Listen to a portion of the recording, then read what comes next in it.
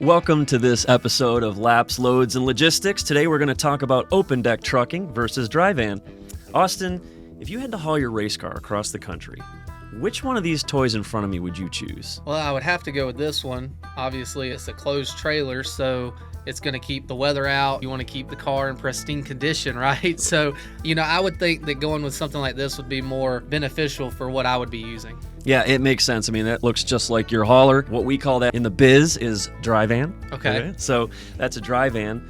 But what if you had some freight that couldn't fit inside of that? I guess you'd go a different direction. If it doesn't fit in here, obviously you got to go with the open deck. Exactly. I'll just give you a little bit more on that. So for a dry van, it's palletized freight and things that you can fit in there. So you can imagine stacking up pallets in there. And this is really the most common trailer on the road. You see thousands of these. Bennett started here, but quickly moved to open deck freight in our history. Open deck has a bunch of different varieties. So this is a straight flatbed right here, but there's also step deck. So you have a step in the deck, and that allows extra tall freight to fit under bridges and be able to still be a legal load. And then you've got RGNs, removable gooseneck, which has a neck that's on the front that goes into the fifth wheel of a truck. Mm-hmm. And then the neck comes off and you can drive on and off the trailer. Oh, so right. I guess with Bennett, they used all of those different types. Yeah, we've got all the different trailer type RGNs, step decks, flatbeds. That's our bread and butter. One of the biggest concerns around open deck versus dry van is what we call securement.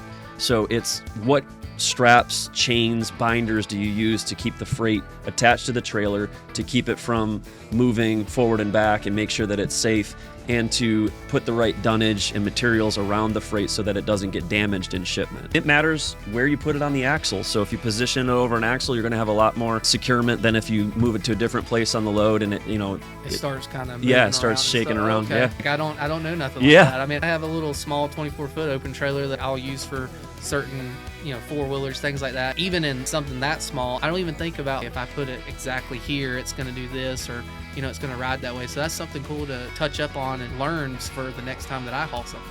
Yeah, I mean, the other thing about it is that the freight, you can tell where it's loaded from. So these are, a lot of times they say you're going to bump a dock with a dry van because there's a lot of loading docks that you can forklift freight on and off of the dry vans with. These, as you can tell, you can get at them from the side. You can also get the freight from the top with a crane.